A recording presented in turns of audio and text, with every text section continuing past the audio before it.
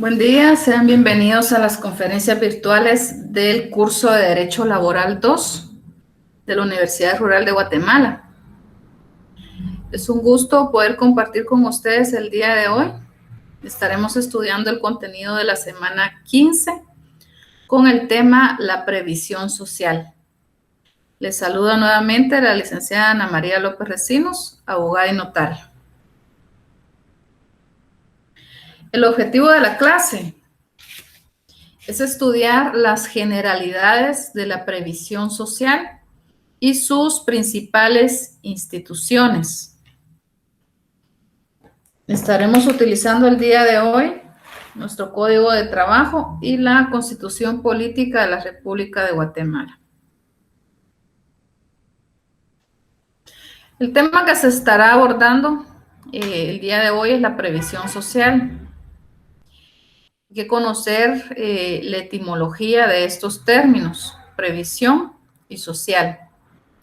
El término previsión proviene del latín praevisio, que significa prever, ver con anticipación, conjeturar lo que sucederá mediante la interpretación de señales o indicios, o bien preparar medios para futuras contingencias.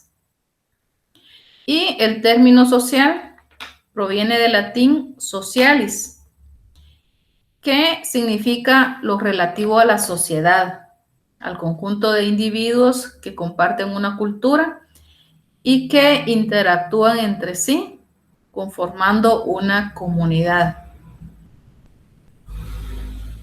Conociendo ya la etimología de la previsión social, vamos a proporcionarles una definición de previsión social. La previsión social, también conocida como protección social o seguridad social, es el conjunto de programas, instituciones y medidas gubernamentales destinadas a proteger el bienestar económico, físico y social de la población de un país, especialmente en lo relativo a la salud, vejez, desempleo y discapacidad. Se conoce como previsión social todas aquellas acciones que buscan atender las necesidades de los integrantes de una sociedad. La previsión es la cosa preventiva, prever, anticipar contingencias futuras. La previsión social tiende a evitar el riesgo de la indigencia. ¿Cuál es la función de la previsión social? ¿Cuál es el objetivo? ¿Qué es lo que busca? Prever, prevenir, anticiparse, atacar el daño, proteger el bienestar económico, físico y social de la población de un país. Esa sería la función principal de la previsión social. Prevenir, prever, atacar los daños en caso de que hayan ocurrido, proteger el bienestar económico, físico y social de la población de un país. ¿Cuáles son los antecedentes de la previsión social? Son dos principales antecedentes. Uno es la protección económica y el otro es el tema de los seguros. Con respecto a la protección económica, antecedentes de ese tema se manifestaron en Egipto, en Israel y en Roma. En Egipto se emitieron medidas de protección económica respecto a la previsión de hambrunas en el siglo XVIII a.C. Quienes han tenido la oportunidad de leer la Biblia, está la historia de José, ¿verdad? Con respecto al tema de las hambrunas en Egipto. Ahí es una medida de protección económica, un antecedente de la previsión social, la citada en esa época en Egipto. durante la época de la hambruna que duró 7 años. Los 7 años anteriores fueron años de abundancia en Egipto, y durante esos 7 años de abundancia tomaron medidas de protección económica. Se realizó el almacenaje de producto, de granos, para prever las contingencias que se iban a dar en los siguientes 7 años, en los cuales iba a haber escasez, en los cuales iba a haber hambruna. Entonces, ese es uno de los antecedentes de la previsión social respecto al tema de protección económica. También, siempre en la Biblia pueden encontrar el tema de la protección a viudas y huérfanos en Israel en el siglo XVI a.C., donde aparecen normas en las cuales Dios demandaba a su pueblo que protegiera a las viudas y a los huérfanos. Era un tipo de protección económica la que debía de dárseles. Y en Roma está la institución, como antecedente de una protección económica, la institución de las soladitas, en el siglo III a.C. Esa institución en Roma era una especie de sociedad, de asociación, en la cual se establecía una protección económica para el caso de que alguno de los asociados falleciera. A través de esa protección económica se cubrían gastos de los funerales y gastos para las viudas o sobrevivientes del socio. Esas medidas de protección económica posteriormente adoptaron formas de solidaridad gremial, estableciéndose gremios en la época medieval, las mutuales, y formas de protección económica asistencial también que se manifestaron durante la Edad Media. Esas formas de protección económica en la Edad Media iban enfocadas en el tema de salud, la protección de la salud. Por ejemplo, en Venecia, una de las formas de previsión social en la Edad Media era la asistencia sanitaria gratuita durante el siglo XIII.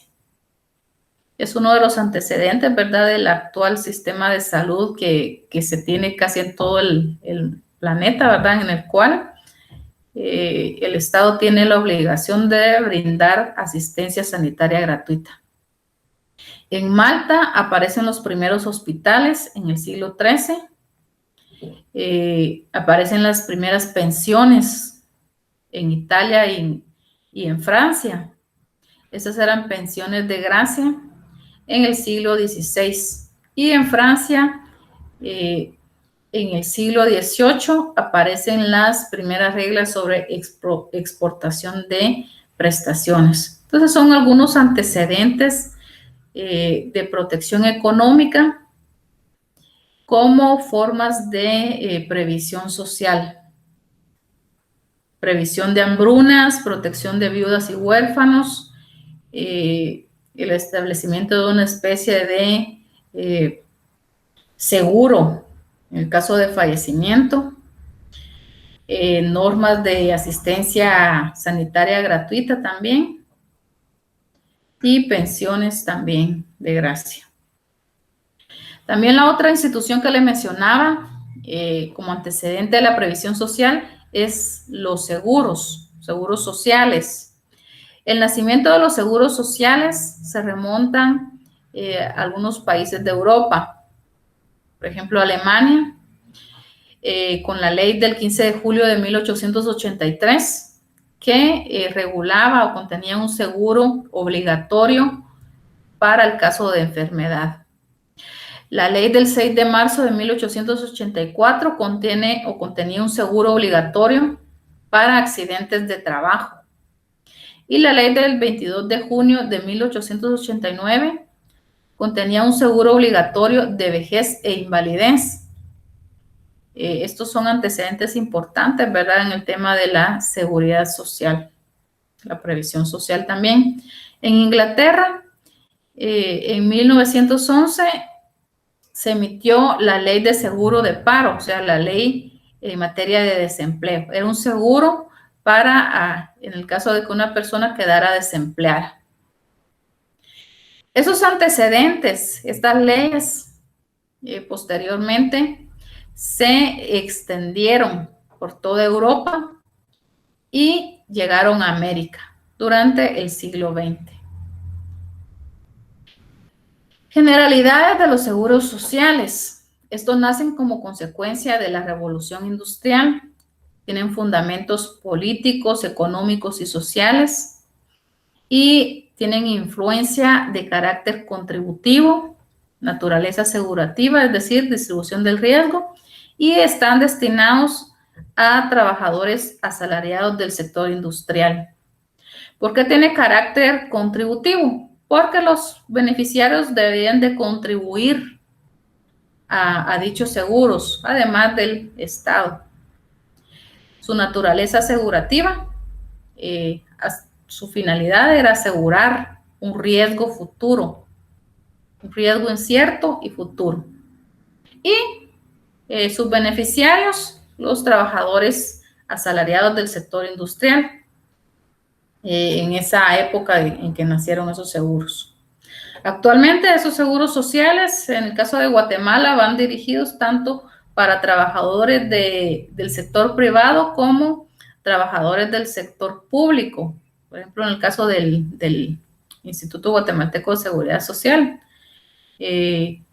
son beneficiarios de ese sistema, tanto trabajadores del sector privado como trabajadores del sector público, que contribuyan al sostenimiento o que hagan sus aportes respectivos. ¿Cuáles son las principales instituciones de la previsión social? Son 5 principales instituciones de la previsión social. Dentro de estas está la educación e instrucción de los trabajadores, la colocación y lucha contra la desocupación de los obreros, la habitación de los trabajadores, la previsión y reparación de los infortunios del trabajo y la seguridad social. El día de hoy estaremos abordando las 3 primeras instituciones de la previsión social, es decir, el tema de la educación e instrucción de los trabajadores, colocación o contratación de los trabajadores y la habitación o vivienda de los trabajadores. La educación de los trabajadores. Esta se considera como la primera medida de previsión social. Se le define la educación de los trabajadores como la organización encaminada a preparar a los hombres para un trabajo útil y eficiente. Hay países donde la educación primaria y secundaria está avanzada. En esos países, el tema de la educación o instrucción de los trabajadores tiene que ver únicamente con la educación profesional de los obreros, mientras que en los países donde la educación primaria y secundaria está retrasada, tal es el caso de Guatemala, entonces el tema de la educación, la instrucción de los trabajadores es una cuestión urgente, es una cuestión elemental e importante. Inclusive actualmente aún hay mucha población analfabeta acá en Guatemala, entonces el tema de la instrucción de los trabajadores es importante, por lo cual no debe descuidarse tampoco la educación profesional de los trabajadores. Entonces se debe dar atención al tema de la educación primaria y secundaria a los trabajadores, pero sin descuidar la educación profesional de los trabajadores que ya han cursado, por ejemplo, la educación primaria y secundaria. En el caso de Guatemala hay deficiencia en el sistema educativo nacional, entonces, principalmente en el sistema educativo estatal, por lo cual el Estado ha reclamado o reclama la colaboración de los patronos en el tema de la educación.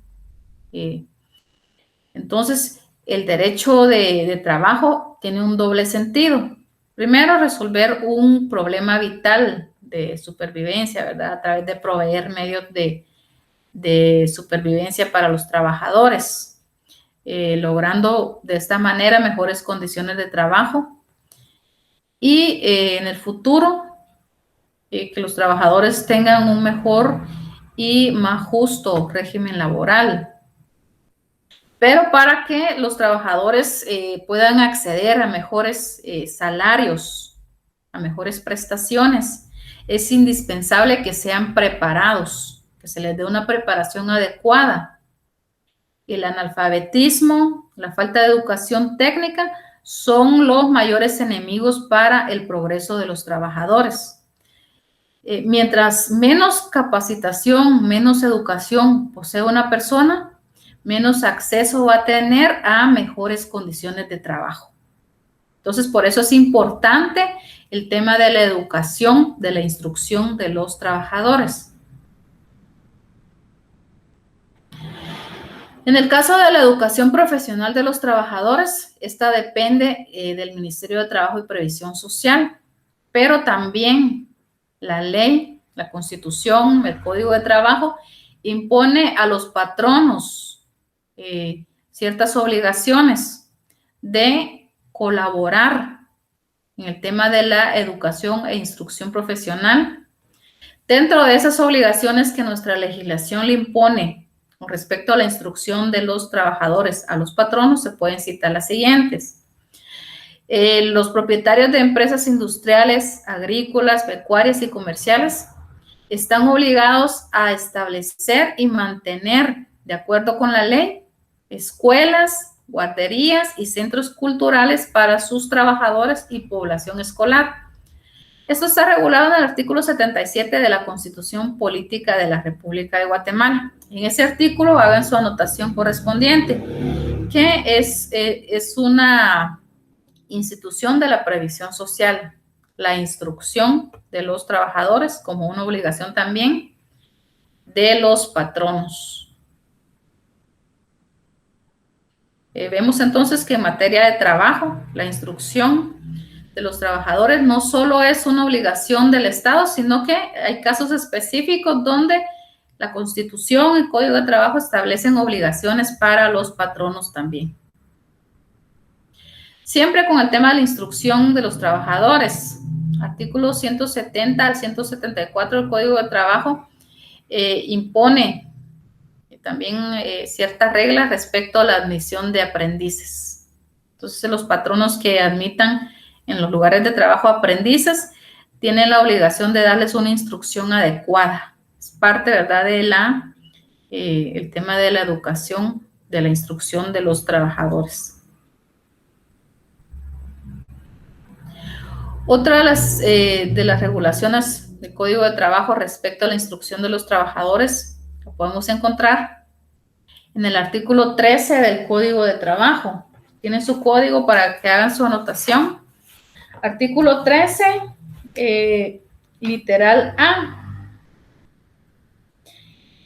que se refiere a que cuando el patrono, el Ministerio de Trabajo y Previsión Social lo haya autorizado para que contrate técnicos extranjeros, cuando el patrono alega que en el país no hay técnicos especializados en cierta área, entonces el Ministerio de Trabajo y Previsión Social autoriza al patrono para que contrate técnicos extranjeros, pero en este caso el patrono está obligado a preparar técnicos guatemaltecos en el ramo de la actividad correspondiente. Veamos qué dice el artículo 13, literal A. En caso de que dicho ministerio autorice la disminución de los expresados porcentajes, debe exigir a las empresas favorecidas que preparen técnicos guatemaltecos en el ramo de las actividades de estas dentro del plazo que al efecto se les conceda. Ese plazo no puede exceder de 5 años. Acuerdo Gubernativo 316-95. Entonces, es una obligación por parte de los patronos, en este caso, del artículo 13, literal A del Código de Trabajo, de preparar técnicos guatemaltecos. en un ramo de la actividad determinada. Otra de las obligaciones de los patronos respecto a la instrucción de los trabajadores, artículo 61, literal J, Código de Trabajo. Procurar por todos los medios a su alcance la alfabetización de sus trabajadores que lo necesiten. Entonces, un patrono que contrate a personas que no sepan leer y escribir debe de facilitarles que ellos puedan ser instruidos, ¿verdad? Para que aprendan a leer y escribir. En el tema de la instrucción y de los trabajadores, el Instituto Técnico de Capacitación brinda algunos servicios para satisfacer las necesidades tanto de las empresas como de trabajadores y de personas que están por incorporarse o que desean incorporarse al mundo laboral. Y también van dirigidos a la población en general. Dentro de esos programas del INTECAP, con relación a la instrucción, los trabajadores se puede mencionar la formación ocupacional. Este tipo de formación la desarrolla el INTECAP a través de carreras de formación inicial que pueden tener una corta, mediana o larga duración que va entre 250 a 3,000 horas de duración, esas carreras de formación. Están orientadas a desarrollar competencias para el desempeño eficaz de una ocupación completa o calificación reconocida en el medio laboral guatemalteco. Entonces se da a través del INTECAP, algunos de los programas que ellos tienen, formación ocupacional, es una forma de instrucción también para los trabajadores.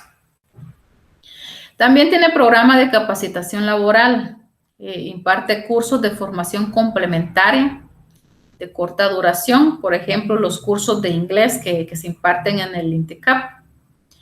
Estos generalmente no duran más de 80 horas. Están orientados a desarrollar conocimientos, destrezas, habilidades y conductas para los trabajadores que ya estén insertos en empresas o para mejorar su desempeño laboral. Incluyen formación acelerada para personas que están por incorporarse al mundo laboral a través de la habilitación de grupos vulnerables. Y además puede ser también enfocada esa capacitación laboral a la reconversión laboral de personas desempleadas. También tiene un programa de certificación laboral, el INTECAP, a través del cual certifican competencias laborales que las personas ya poseen a través de un reconocimiento formal que realiza el INTECAP de la capacidad laboral demostrada por una persona con base a una evaluación sobre sus competencias. Puede ser que personas de manera empírica, sin cursar algún centro de educación o de capacitación, posean ciertos conocimientos o habilidades. Entonces, a través de un proceso de certificación, el INTECAP se entrega un documento donde certifica que está capacitado para realizar determinada actividad o ocupación a través de un proceso en el cual les evalúa sus competencias. A través de esos programas, entonces, vemos que tanto el Estado como el sector privado, a través de los patronos, contribuyen o deben de contribuir con la instrucción de los trabajadores. La otra institución de la previsión social se refiere a la colocación de los trabajadores, es decir, se refiere a la contratación, a poner en contacto a las personas que deseen laborar con las empresas o patronos que necesiten mano de obra. La colocación de los trabajadores es la segunda medida de previsión social. Es una actividad que está encaminada o enfocada a poner en contacto a los trabajadores que buscan una ocupación, que buscan un empleo, con los patronos en cuyos establecimientos existan plazas vacantes. A eso se refiere la colocación de los trabajadores. Desde la Edad Media se ha observado la necesidad de crear un medio para encontrar una ocupación a los obreros. Todo mercado de trabajo hay demandas y hay ofertas de empleos. Entonces es importante que exista un mecanismo, un camino para poner en contacto a las personas que buscan empleo con los patronos que están contratando. Porque a veces por falta de formación o falta de medios para acceder a las propuestas o a las ofertas de los patronos, entonces hay personas que desconocen que algún patrono o alguna empresa se está contratando personal. Entonces es necesario que exista un medio para poner en contacto a ambas partes. ¿Cuáles son los sistemas o medios para colocar a los trabajadores? Hay un sistema de acción del Estado, un sistema de acción sindical y también está la intermediación. La intermediación es un sistema de colocación de los trabajadores que ha desaparecido como una acción aislada para actualmente transformarse en organismos particulares o privados. Como sistemas de intermediación actualmente se pueden citar a las agencias de colocación, las agencias de empleo o también conocidas como bolsas de trabajo. Y es un sistema de intermediación a través de la iniciativa privada o empresas privadas que se dedican a servir de intermediarios entre las personas que buscan trabajo y los patronos, las empresas que necesitan contratar personal o mano de obra. Otro de los sistemas de colocación es la acción sindical. Este sistema tiene importancia en países que han legitimado o que tienen autorizado, según en sus leyes, una cláusula de exclusión del ingreso. Esa cláusula de exclusión del ingreso se da cuando se ha establecido en un pacto o un convenio colectivo de condiciones de trabajo que va a existir un monopolio por parte de los sindicatos. El sindicato de trabajadores va a tener el monopolio respecto a la contratación de trabajadores o nuevos trabajadores, en el cual se pone barreras para la contratación de nuevos trabajadores fuera del sindicato. Es decir que a través de la acción sindical, donde se ha legitimado la cláusula de exclusión del ingreso, van a ser los sindicatos quienes van a servir como intermediarios para la contratación de personal. Si en un caso el sindicato no autoriza que se contrate a alguna persona, entonces el patrono no lo haría. Pero en este caso tiene que estar legitimada esa cláusula de exclusión del ingreso. También con respecto a esa cláusula de exclusión del ingreso, hay algunos países donde se faculta al sindicato que en caso de que alguno de los trabajadores se desafilie del sindicato, entonces el sindicato puede exigirle al patrono que despida al trabajador. Esa sería la cláusula de exclusión del ingreso en sus dos versiones. Pero aquí en nuestro medio, ¿verdad? Es poco frecuente que se dé la acción sindical con respecto a la colocación de trabajadores. Se hace la colocación de los trabajadores directamente por el sistema de intermediación o con intervención del Estado. ¿Cómo interviene el Estado en la colocación de trabajadores? Esa acción del Estado se da a través del Ministerio de Trabajo y Previsión Social, quien desarrolla actividades de promoción e intermediación del empleo. Y es común, ¿verdad? Se han escuchado últimamente que el Ministerio de Trabajo promueve ferias del empleo. kioscos de empleo, jornadas móviles de servicios integrados. Estas son actividades promocionales para la colocación de trabajadores que realiza el Ministerio de Trabajo y Previsión Social. También desarrolla actividades de formación y capacitación para el empleo a través de actividades de asesoría para las personas que deseen laborar en la búsqueda e implementación del empleo. También el Ministerio de Trabajo tiene un programa de orientación laboral y esta va dirigida a las personas que buscan empleo. Entonces, principalmente la orientación laboral, el Ministerio de Trabajo para la colocación de trabajadores lo hace a través de capacitar a aquellas personas que buscan empleo a través de la realización de talleres de capacitación. Si ustedes pueden ingresar al link que les aparece acá, es uno de los programas que realiza el Ministerio de Trabajo y Previsión Social como intermediario para la colocación de trabajadores. En este link ustedes pueden ingresar sus datos, crear su usuario, ingresar sus datos para que el Ministerio de Trabajo y Previsión Social los ingrese a una base de datos. Entonces, también tiene una base de datos para el sector empresarial. Cuando alguna empresa, algún patrono requiere contratar mano de obra, entonces ingresa a la base de datos los requerimientos, los requisitos para las personas que deseen postularse a esos puestos de trabajo. De esta forma, el Ministerio de Trabajo pone en contacto también a la oferta y la demanda para la colocación de los trabajadores.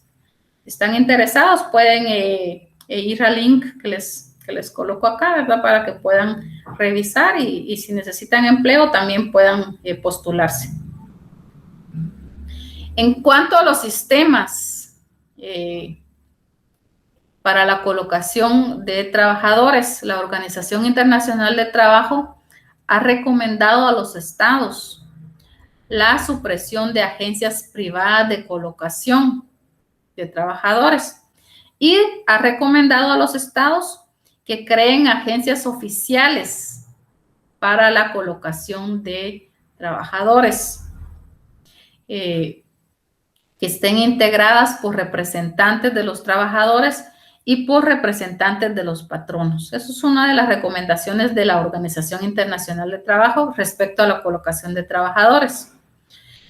De acuerdo a esta recomendación, la OIT indica que esa recomendación la hace para evitar la explotación de los trabajadores a través de las agencias de colocación y de esta manera inspirar confianza a los patronos. Yo veo que es un arma de doble filo, ¿verdad? En el caso de Guatemala, que solo existiera el sistema de colocación de trabajadores estatal, ¿verdad? Porque debido a actos de corrupción, entonces puede darse la manipulación o exigirse pagos a las personas que desean ser contratadas para condicionar el hecho de darles un trabajo o una plaza, ¿verdad?, en el sector privado. Si ya se está ese sistema aplicando en el sector público, entonces con más razón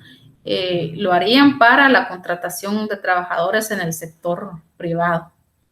Pues para mí sería bueno que siguieran en el caso de Guatemala, que aún no está preparado para que el Estado asuma esa función de manera exclusiva, que se continúe con las agencias privadas de colocación, con la intervención también del Estado para la colocación de los trabajadores.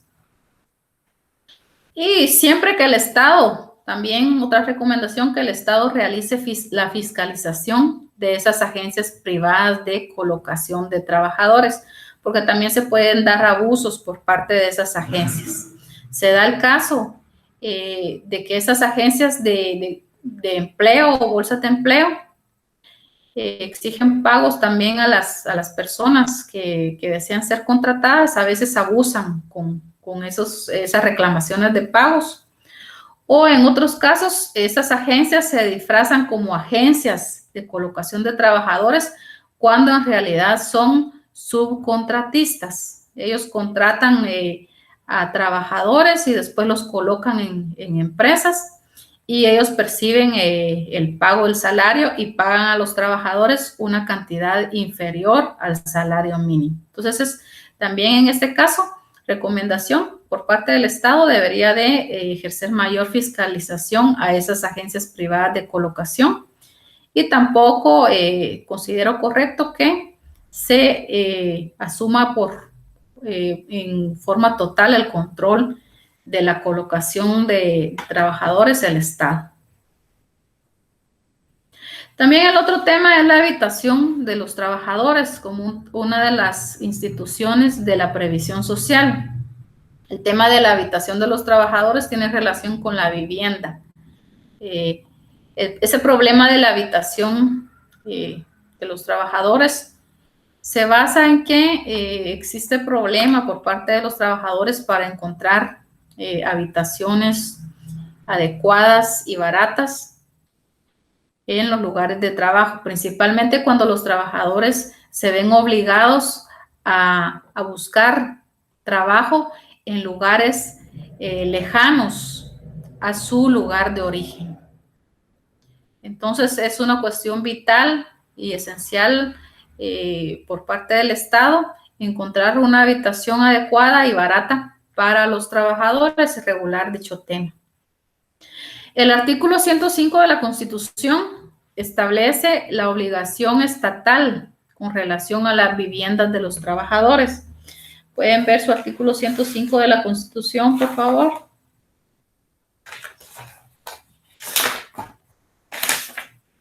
Que indica que el Estado, a través de las entidades específicas, apoyará la planificación y construcción de conjuntos habitacionales, estableciendo los adecuados sistemas de financiamiento. Es decir, que el Estado puede financiar la vivienda para los trabajadores a través de créditos, estableciendo los adecuados sistemas de financiamiento que permitan atender los diferentes programas para que los trabajadores puedan optar a viviendas adecuadas y que llenen las condiciones de salubridad. También con respecto a la vivienda o habitación de los trabajadores, artículo 105 de la Constitución, segundo párrafo, los propietarios de las empresas quedan obligados a proporcionar a sus trabajadores, en los casos establecidos por la ley, viviendas que llenen los requisitos anteriores. Ahí, respecto a ese segundo párrafo de la Constitución, hagan su anotación. Ver artículo 145 y 205 del Código de Trabajo. También hay otras normas de Código de Trabajo con relación a la vivienda de los trabajadores. Artículo 61, literal L y M, que regula ese tema. Vamos a dirigirnos primero al artículo 145 del Código de Trabajo y 205 Código de Trabajo. ¿Quiénes son los patronos que están obligados a proporcionar a sus trabajadores viviendas que llenen los requisitos de salubridad y que sean adecuadas? Artículo 145 del Código de Trabajo.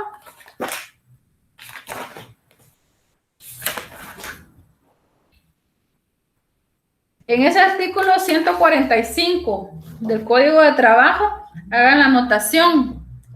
Ver artículo 105 de la Constitución, segundo párrafo, y artículo 205 del Código de Trabajo. De igual manera, en su artículo 205 del Código de Trabajo, ver artículo 145 del Código de Trabajo y 105 de la Constitución. ¿Qué indica el artículo 145, Código de Trabajo? Los trabajadores agrícolas tienen derecho a habitaciones, ahí se refiere a habitaciones, también vivienda, ¿verdad?, que reúnan las condiciones higiénicas que fijen los reglamentos de salubridad. Esta disposición debe ser impuesta por el Ministerio de Trabajo y Previsión Social en forma gradual a los patronos que se encuentren en posibilidad económica de cumplir dicha obligación. Entonces, ¿quiénes son los patronos obligados a proporcionar a sus trabajadores viviendas que reúnan condiciones de salubridad? Los patronos que tengan o se dediquen al tema de trabajo agrícola. ¿Qué indica el artículo 205 del Código de Trabajo? Siempre se refiere a los trabajadores agrícolas. Los trabajadores agrícolas tienen derecho a habitaciones. Ahí también hace referencia a las habitaciones y vivienda, ¿verdad? Que reúnen las condiciones higiénicas que fijen los reglamentos de salubridad. Les indicaba en ese artículo 205, hagan su anotación, ver artículo 145 Código de Trabajo y 105 de la Constitución Política de la República de Guatemala. Entonces, en esos tres artículos principalmente, artículo 145 Código de Trabajo, 205 Código de Trabajo y 105 de la Constitución regula el tema de la habitación o vivienda de los trabajadores. El artículo 61 literal L y literal M del Código de Trabajo se refieren a algunas de las facultades o derechos que tienen los trabajadores que tengan habitaciones o viviendas en el lugar de trabajo, ¿verdad? Derecho a tener animales, aves de corral, por ejemplo, a recoger frutos y leña. Esos son algunos de los derechos que regula la literal L y M del Código de Trabajo. Esos artículos literal L y M, ustedes pueden darle lectura después, ¿no? Para que puedan ver a qué se refieren. Entonces nos queda para la próxima conferencia 2 temas pendientes respecto a la previsión social. Ya con esos 2 temas estaríamos finalizando el contenido del curso de Derecho Laboral 2, ¿verdad? Entonces, ya para finalizar, preguntas de estudio correspondientes a la semana 15. 1 es el conjunto de programas, instituciones y medidas gubernamentales destinadas a proteger el bienestar económico, físico y social de la población de un país, especialmente en lo referido a la salud, la vejez, el desempleo y la discapacidad. 2. Se considera la primera medida de previsión social encaminada a preparar a los hombres para un trabajo útil y eficiente. 3. Es la segunda medida de previsión social, es la actividad encaminada a poner en contacto a los trabajadores que buscan ocupación con los patronos en cuyos establecimientos existan plazas vacantes. 4. Principales instituciones de la previsión social. Y pregunta 5. Fundamento constitucional de la obligación estatal en relación a las viviendas de los trabajadores.